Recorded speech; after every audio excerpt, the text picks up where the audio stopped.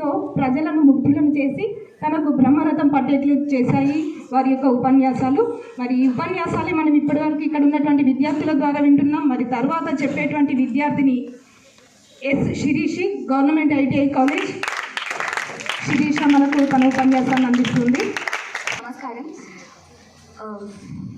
ముందుగా నాకు ఈ అవకాశాన్ని అందించినందుకు పెద్దలకి నేను కృతజ్ఞతలు తెలియజేస్తున్నాను.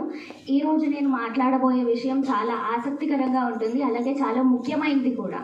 ప్రతి ఒక్కరూ ఈ వేదాంతం అనే పదం వినగానే ఇది మాకు అర్థం కాదులే,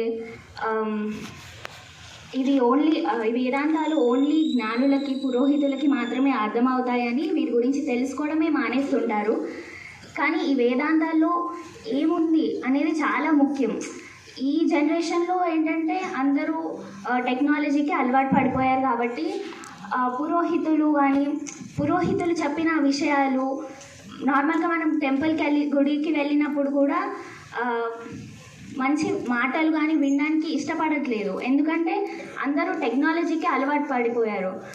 వేదాంతాలు తెలుసుకోవడం అనేది చాలా చాలా ముఖ్యమైనది. అది ఒక జీవన విధానాన్ని మనకు నేర్పిస్తుంది.